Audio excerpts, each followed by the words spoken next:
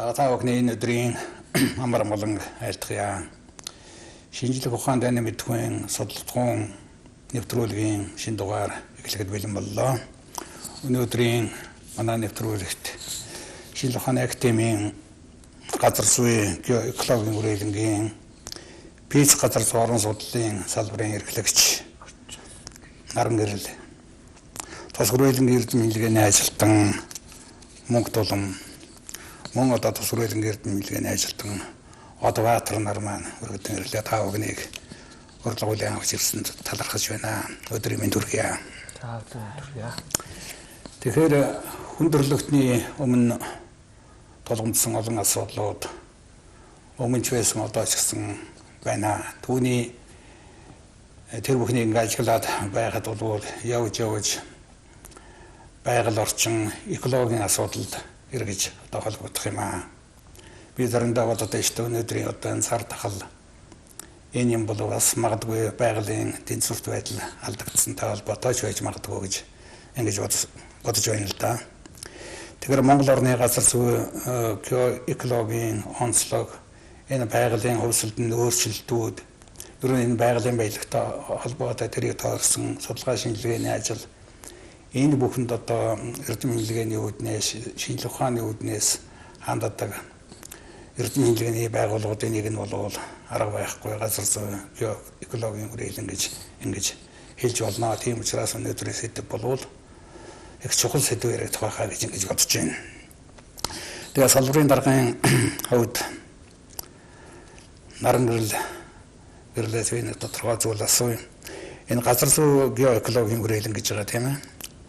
Энэ үрэлэнтэй холбоотой тодорхой мэдээлэл одоо бидэнд өгвөл сайн байна. Тэр дундаа Пиц газар зүй орчин судлалын салбарын талаар энэ голомт юу судалдгийг судалдах нь одоо юу юм энэ чиглэлээр бас тодорхой мэдээллийг манай үзэгчдэд өгнө гэж хүсэж байна.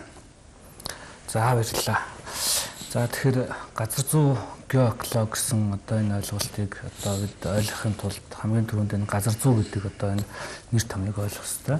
За тэгэхээр энэ газар зүй гэдэг бол одоо эртний грек үгнээс гаралтай geography буюу одоо энэ дэлхийг дүрслэх гэсэн юм утгатай грек үгнээс гаралтай юм үг байж байгаа. За тэгээд энэ газар зүйн шинжлэх ухаан бол одоо энэ дэлхийн ертөнцийн одоо байгаль дэлхийн үзэгдэл үйл явцыг одоо орон зай цаг хугацааны үүднээс судалдаг юм одоо ууган одоо зангилаа болсон юм шинжлэх ухаануудын нэгэ. За ер нь бол газар зүйн шинжлэх ухаан бол дотроо үндсэн хоёр юм одоо чиглэлд одоо хуваагддаг. Нэгдүгээрт бол нийгэм эдийн засгийн газар зүй. За нийгэм эдийн засгийн газар зүйг одоо товчхон тодорхойлвол одоо нийгэм эдийн засгийн үндсэн үзүүлэлтүүд буюу хүн амын газар зүй, тээврийн газар зүй, хөдөө аж ахуйн газар зүй, за аж үйлдвэрийн газар зүй ч гэдэг юм. Ингээд ийм одоо үндсэн одоо нийгэм эдийн засгтай холбогдлолтой ийм зүйлүүдийг бол судалдаг ийм шинжлэх ухаан байж байгаа. Нийгэм эдийн засгийн газар зүйд. Нөгөө нэг том одоо ангилал нь бол одоо энэ Пиц газар зүй гэдэг. За энэ Пиц газар зүй бол одоо энэ байгалийн хам бүрдлүүд гэж одоо биднээс ярьдаг. Энэ хам бүрдэл гэдэг бол энэ одоо байгалийн одоо энэ уур амьсгалын цаг уур, за энэ газрын гадарга, хөрс, ургамал гэдэг энэ байгалийн маш олон ийм одоо компонент иж бүрдлүүдийг одоо энэ тогтолцооны хүрээнд одоо ингэж судалдаг. Энэ хам бүрдлүүдийн хувьсэл өөрчлөлт, хөгжлийн динамикийг ингэж судалдаг ийм шинжлэх ухааныг бол Пиц газар зүйн шинжлэх ухаан гэж одоо академич одоо цэгмэд багш маань бол одоо өөрийнхөө номонд томьёолсон байдаг. Газар зүйн шинжлэх ухааныг одоо хөгжлийн хувьд авч үзэх юм бол би түрүү ярианд дурдсан грекээс бол гаралтай, грек одоо эртний грек ромоос гаралтай ийм одоо шинжлэх ухаан. За ялангуяа одоо хамгийн анхны одоо газар зүйн ойлголтуудыг бол манай эртний өмнөх одоо 480-аас 425 онд бол грекийн нэрт сэтгэгч одоо энэ Городит гэдэг хүн бол одоо анх одоо энэ нийл мөрний сав газрын хэмжээнд судалгааны хийгээд энэ нийл мөрний одоо усны одоо ундрагын их за тэр сав газрын одоо байгалийн зүй тогтлыг бол судалж одоо тэмдэглэсэн байдаг. За дараагаар нь бол одоо та бүхэн одоо бид бүхэн одоо 10 жилийн одоо газар зүй хичээл дээр бол үзчихсэн. Одоо мөн одоо энэ грек эрдэмтэн бол энэ дэлхийн бөмбөрцгийн одоо энэ голчжийн уртыг бол хамгийн анх одоо хэмжээд газар зүйн одоо математик одоо энэ одоо анхны одоо энэ бол одоо ойлголтуудыг бол одоо бүрдүүлж ирсэн байна. За гэх мэтчлэн одоо Страбон энтергээд маш олон грипийн сут одоо сэтгэгчд байгаа. За энэ хүмүүс бол одоо анхны одоо энэ газар зүй ойлголт гэдэг бол хүндрэлтэнд бол өгч байжээ. За энэс хойш бол одоо энэ дундад зууны үеийн хүртэл бол газар зүйн шинжилгээ ухаан бас энэ Европ төвтэй энэ Европын одоо томоохон колоничлсан энэ орнуудын одоо шашны одоо урсгал энэ шашны үзэл баримтлаас болоод төдийлөн одоо бас газар зүйн ойлголт бол хүндрэлтэнд бол бүрдэж амжаагүй байсан. За дундад зууны үеэс хойш сэргэн мандалтын үед бол одоо үнэхээр энэ одоо томоохон одоо судлаачд одоо анхны одоо энэ их газар тэгүүдийг нээх буюу одоо энэ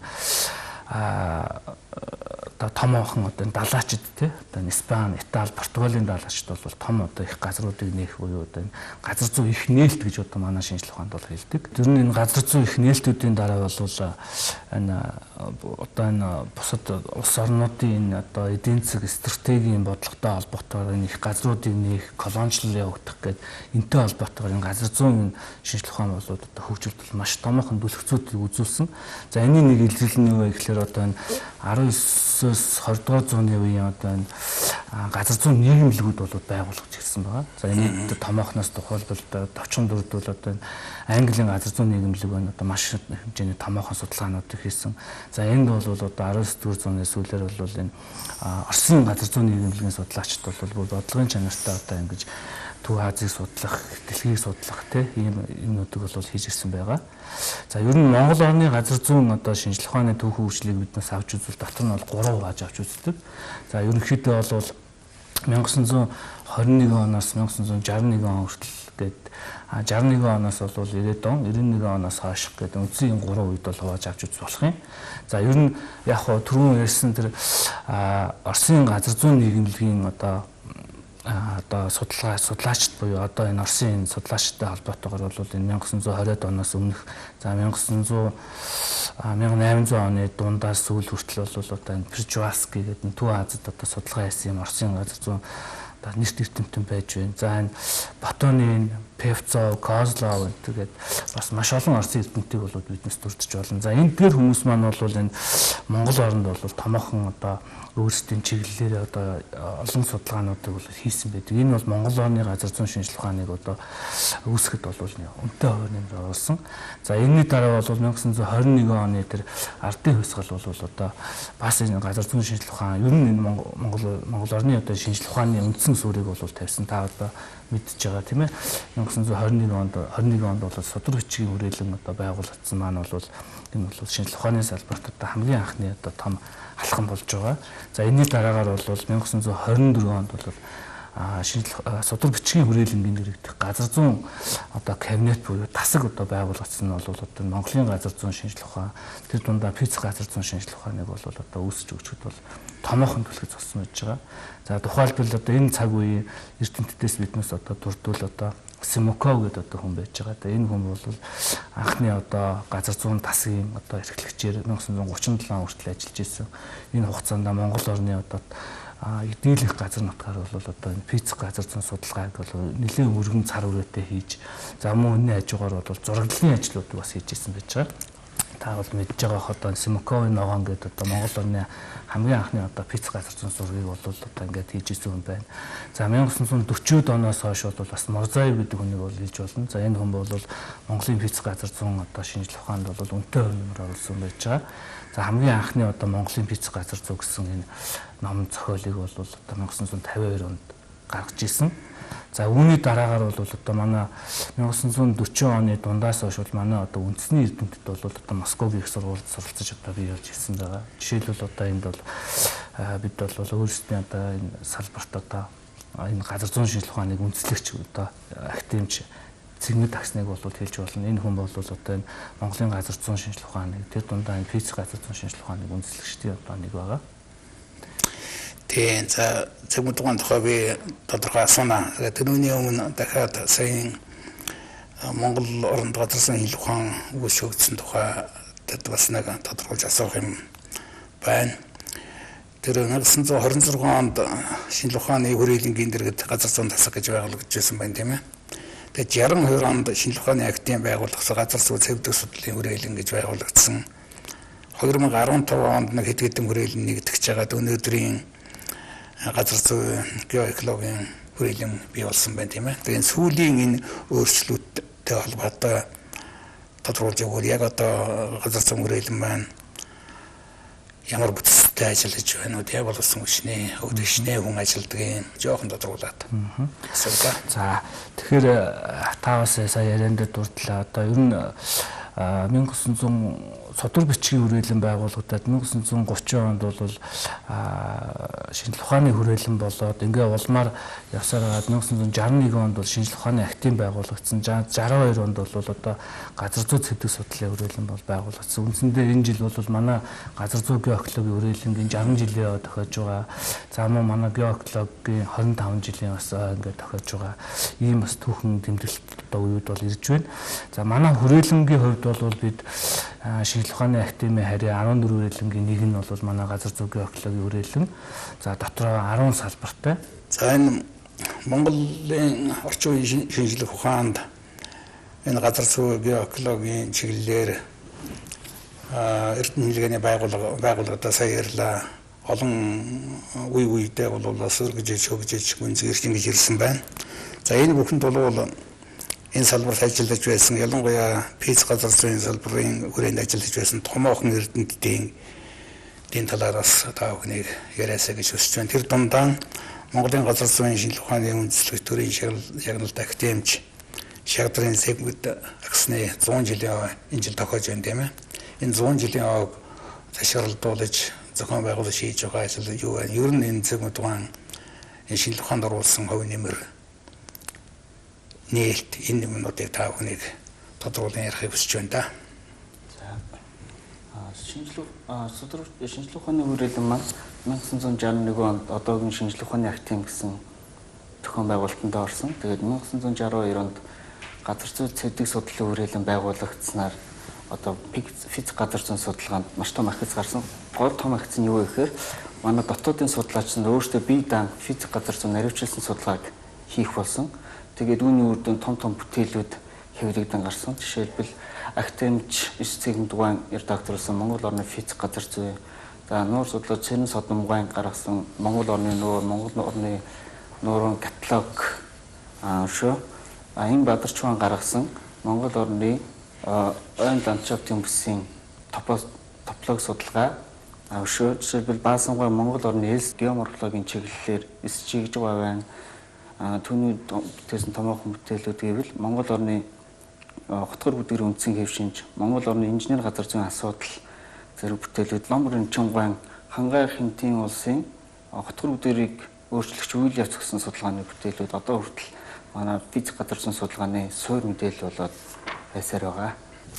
За нэмээд нэгдүгээр ерөнхийдөө нэмэхэд бол манай активч одоо Зэгмэд агсан маань бол энэ бид түрүүн бас ярианд байсан Монголын газар зүйн шинжлэх ухааныг бол ялч үндэслэгчдийн нэг. За активч маань бол 1946-аас 47 онд одоо Москвагийн их сургуулийг одоо төгсөж 1951 онд бол одоо хамгийн одоо газар зүйн шинжлэх ухааны анхны докторийн зэргийг бол хамгаалсан байдаг. За судалгааны сэдв нь бол Хинтийн улсын одоо физ газар зүйн тодорхойлолт эртний мөслөг гэдэг ийм сэдвээр бол одоо докторийн зэргийг хамгаалсан. За 56 онд бол бас энэ актив Зэгмэд маань бол Монгол Улсын их сургуулийн газар зүйн тэнхимийг бол анх үүсгэн байгуулж ирсэн. За энэ 61 62 онд бол газар зүй цэвдэг судлалын хүрээлэнг байгуулахад бас одоо үнэтэй хувь нэмрээр оруулж энэ хүрээлэнг бас үндэслэгч үүсгэн байгуулагчдын нэг.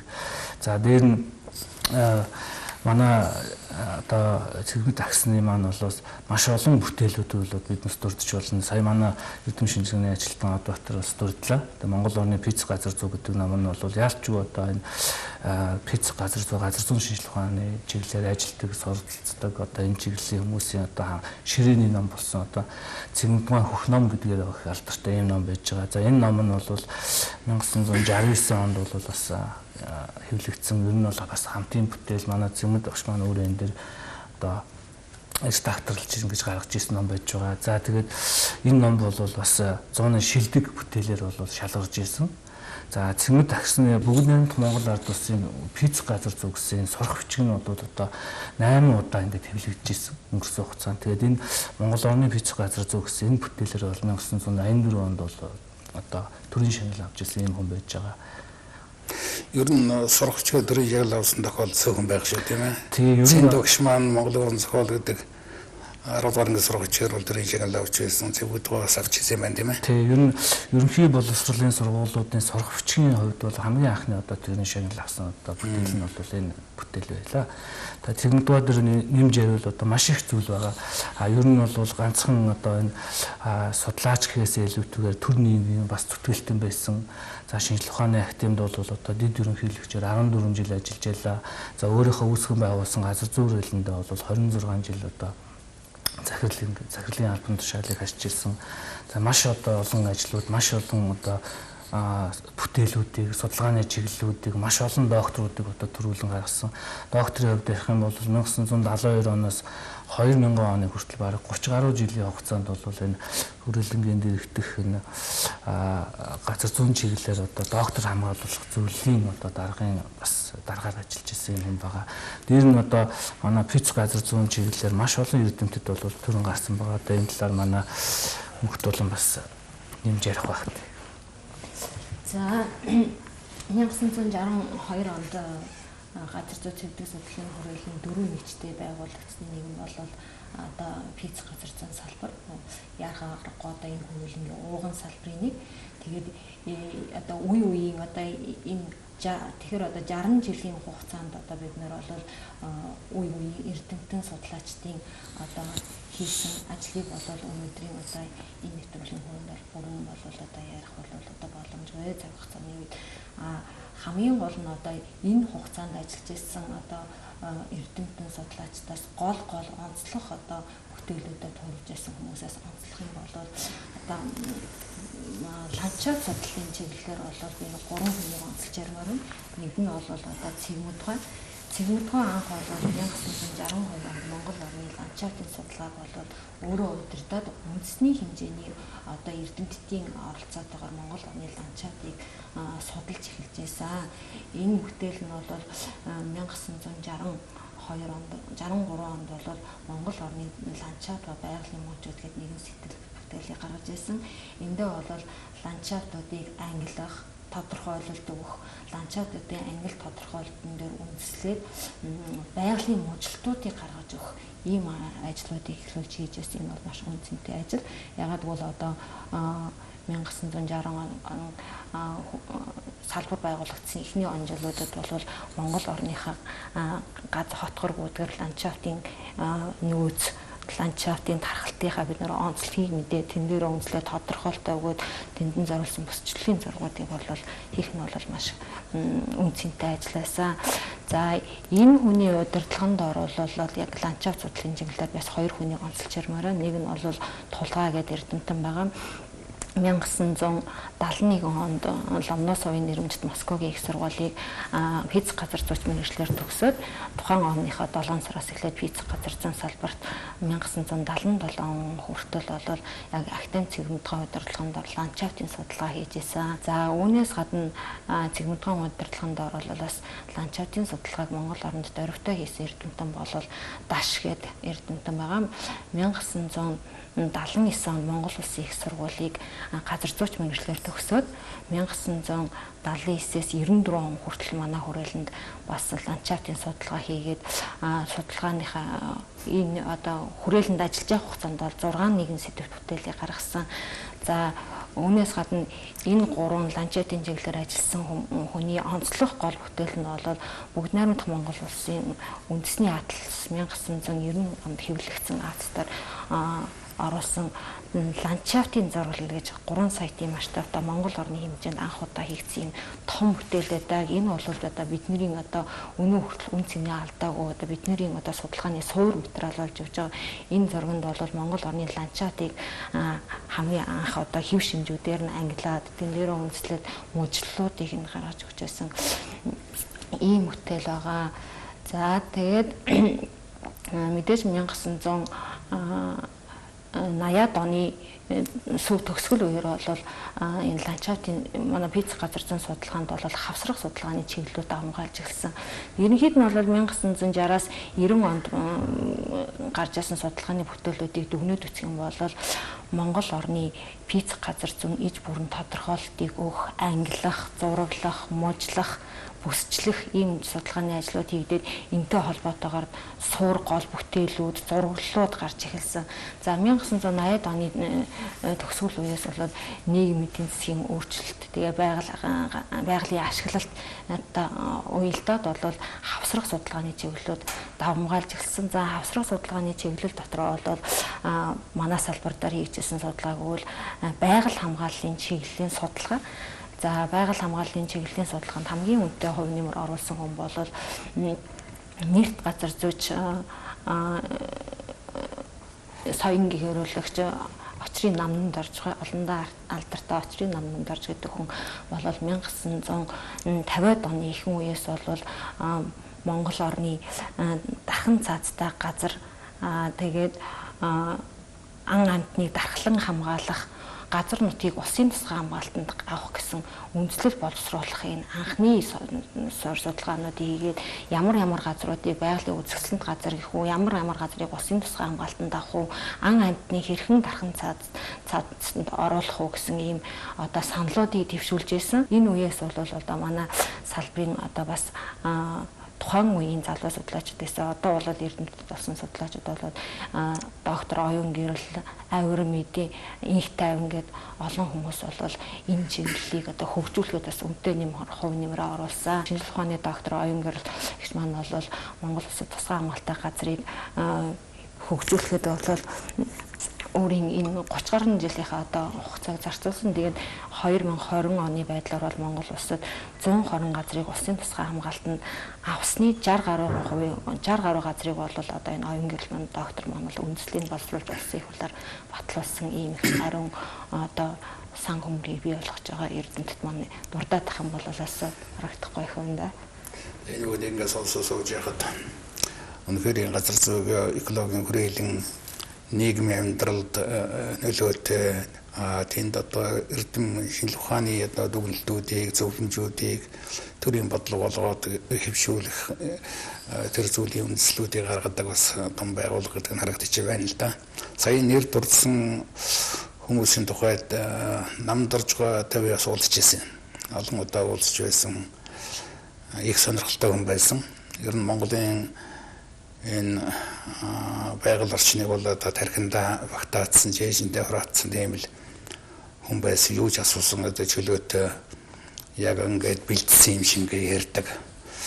Тэгээд залуучууд өдөр үгийг сонсдог байсан да. Тэгээд олон зүйлийг ярьж ясныг санаж байна.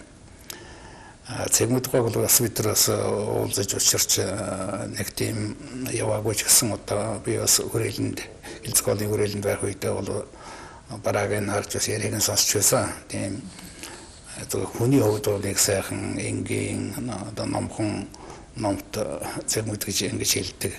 Их тийм ялангуяа залуучууд бидэрч бол их тийм найр санддаг тийм л хүн байсан санагдаж байна. Тэгэхээр ер нь бол дахиад тодруулаад асуугаад намд орж байгаагаас гадна дахиад нэг зүйлээ тодруулаад асууя.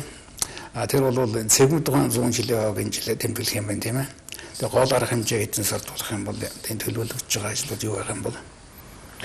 Тийм тэгэхээр активч манаас цэгмэд агсны маань энэ жил 100 насны болж байгаа. Тэгээд бид бол энэ жилийнхаа сүрэлэнгийнхаа төлөвлөгөөнд бол энэ 100 насны хэрхэн тэмдэглэх үү гэдэг талаар төлөвлөгөөнд оруулаад явж байгаа. Тэгээд одоо харахандаа бол өнөөдрийн бол яг одоо ингийн техникс нарийн төлөвлөгөө бол гаргаагүй байна. Тэгээд бид бол ямар ч ойрын хугацаанд бас активчийнхаа энэ 100 насны хэрхэн тэмдэглэх талаар бол ярилцж байгаа. Ямар ч энэ жил манай хүрээлэнгийн 60 жилээ бас давх болж байгаа. Тийм учраас 60 жилийнхаа ойн хүрээнд бас активчийнхаа бас 100 насныгаар хамтдаад бас тэмдэглэх юм бол төлөвлөгөөтэй бол ажиллаж байна да. Тэгээд манай нэг төрөлгийн судалгааны нэвтрүүлгийн нэг том зорилго бол ялангуяа шинжлэх ухааны хөгжилтэй холбоотой мэдээллүүд, шинжлэх ухааны академийн холбоотой энэ их сурвалжуудыг нэлийн мэдээлэх юм лээ чиглэлтэй байгаа юм л да.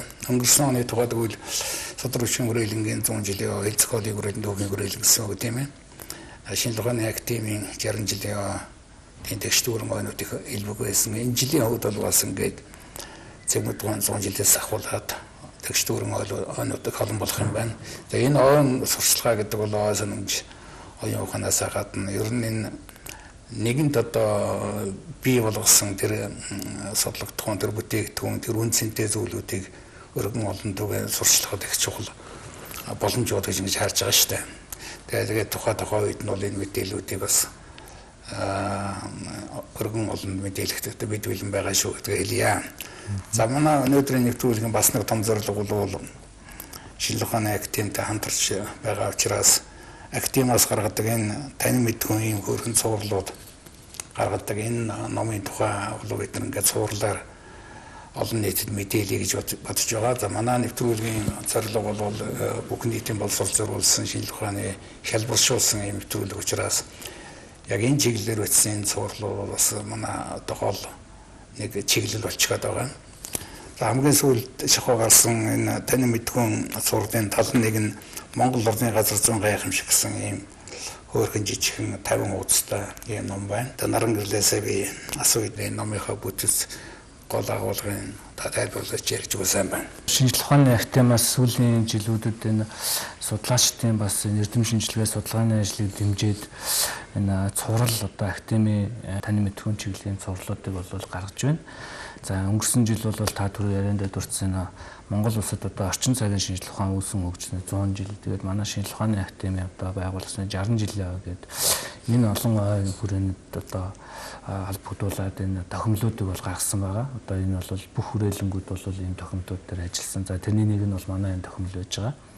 За тэгээ энд бол яг хоо бид энэ тохиомлыг анх гаргахдаа та түрүүний ярин дээрээс манай олондоо алдартай очрын намд дөрж байгаа таксныхаа бас газар зүүн гайхам сонин гээд өөрийнх нь одоо бас бичижсэн энэ одоо бүтээлээс одоо үндэслээд тэгээ бидэд бол энэ жилдээ бол өнгөрсөн жил бол энэ тохиомлыг бол гаргасан байгаа.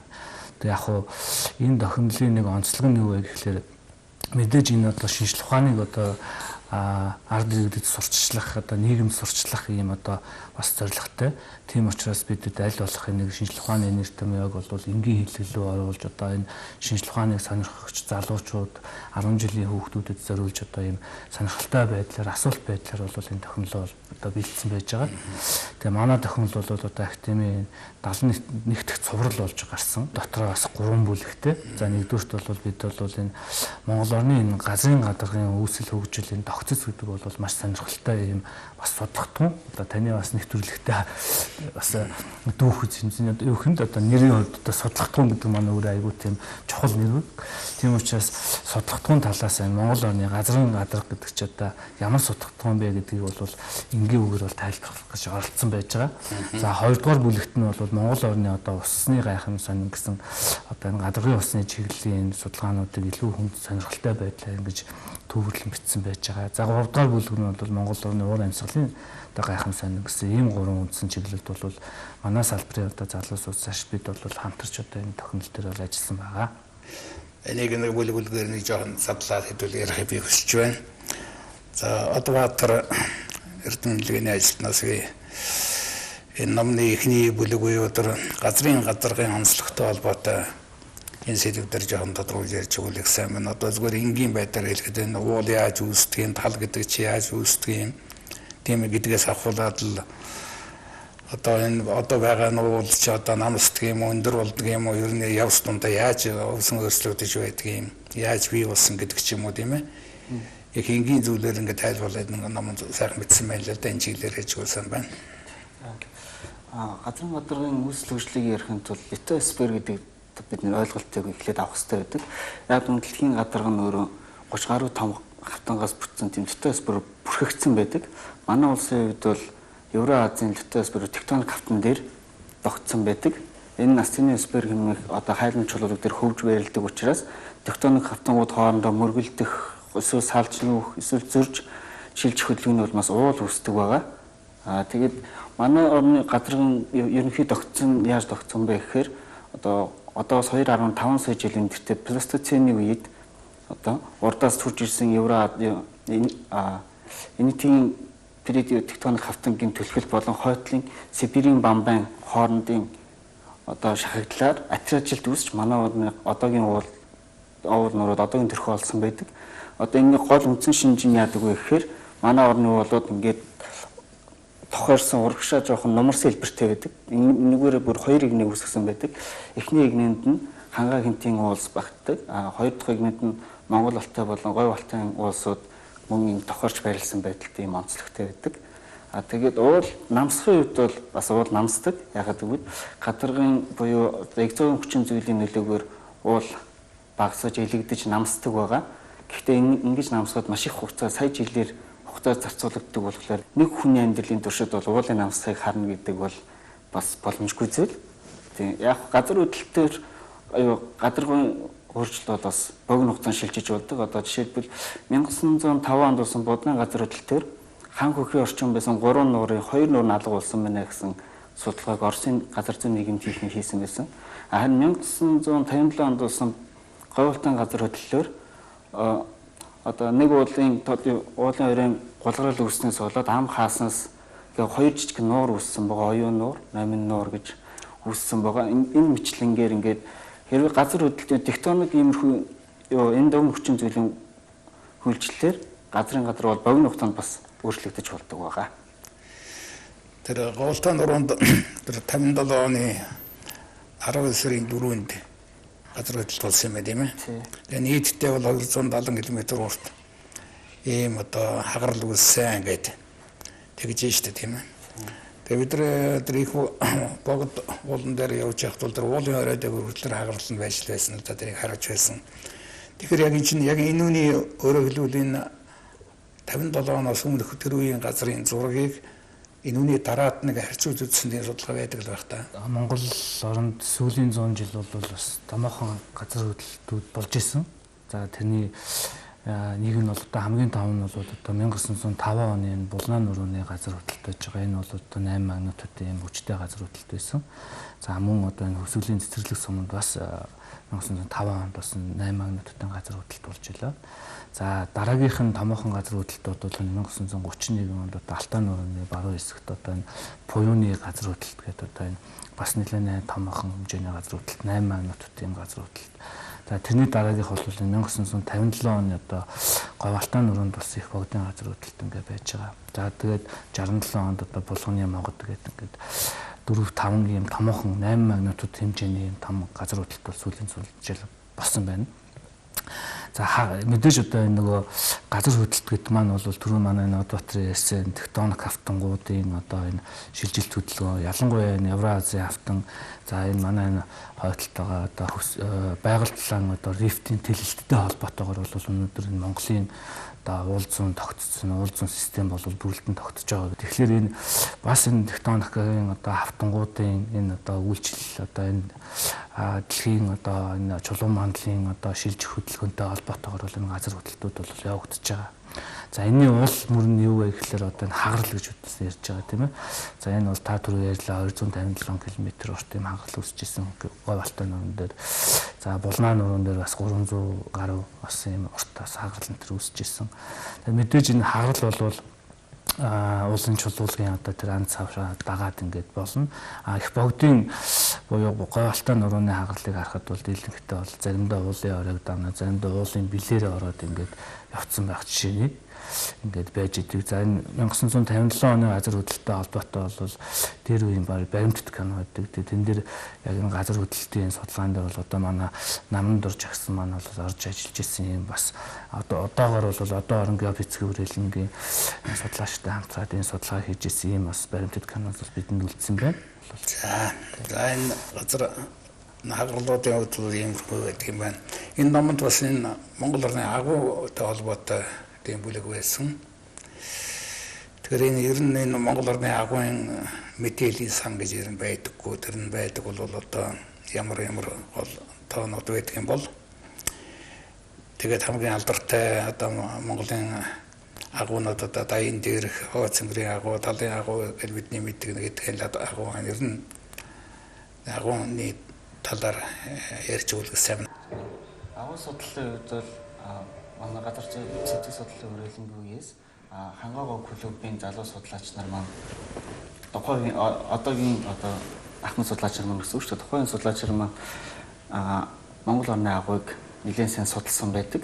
Тэгээд тэрнийг улам цааш нь дэлгэрүүлээд доктор Авир Мэдгүй агуй судлалын улам төгөл өндөр түвшинд гаргаж өөрөөр бүр агуй судлалын холбоо хүртэл байгуулж ажилласан байгаа. Тэгээд тэр агуй судлалын бүх мэдээллийг цуглуулад агуй мужлалын зураг үүсгэж мөн судалгааны үр дүнгээр нэгэн сэдв бүтээл 4 гаргасан байдаг.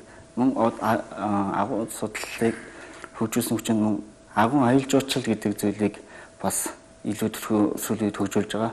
Үүний нэг жишээ нь бол нөгөө Сүхбаатар аймгийн Дарган суманд байгаа талын агуйг сэргийн засварлаж орчны тогтчлтыг хийж хүн үзэхэд илүү тогтвортой байлгах, байгалийн унган төрхийг мөн алдагдуулахгүй байх тийм судалгаа шинжилгээний үндэслэлтэй аюул жуулчлалыг хөгжүүлж байгаа.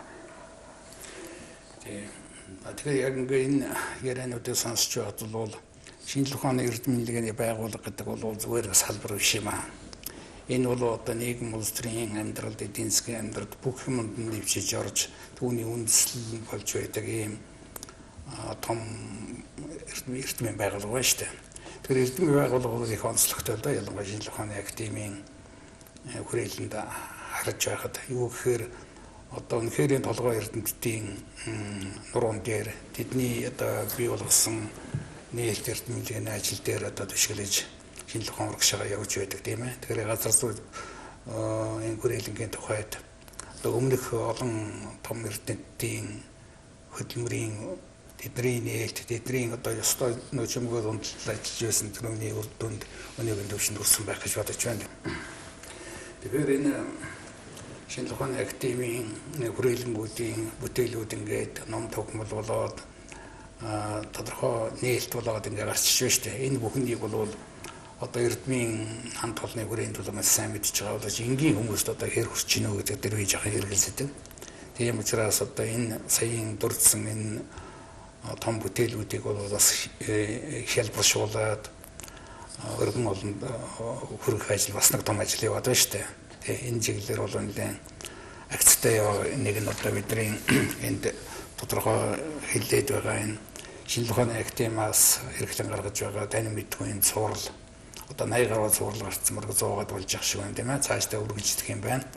Энэ цувралыг эрхэм олон үзэгч та бүхэн бас олж үзүүл нэлээд суур мэдлгүүдийг, суур ойлголтуудыг олж авах юм боломжтой юм а гэдгийг бас тухайлан тодруулан хэлмээр байна. За ингээд өнөөдрийн нэвтрүүлэгт хүрэлцэн ирсэн залуу эрдэмтэд, залуу эрдэм хэллэгээний ажилтнууд та бүхний эрдэм судлалын ажил одоо их амжилт хүсье.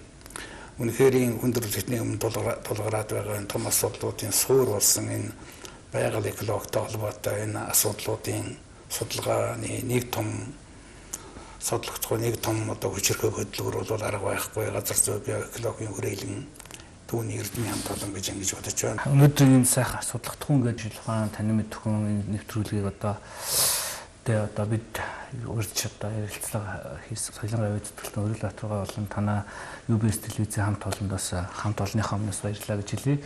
Тэгээд бид одоо сүүлийн 2 жил одоо эрдэм шинжилгээ судалгааныхаа ажлыг нэгтгэж дүгнээд Монгол орны ландшафтын экологийн чадах гэдэг ийм сайхан номыг бол хийсэн байж байгаа. Тэгээд энэ сүүлийн гарсан 2 бүтээлийнхэн дээжийг бас танд ингээд өргөн барья.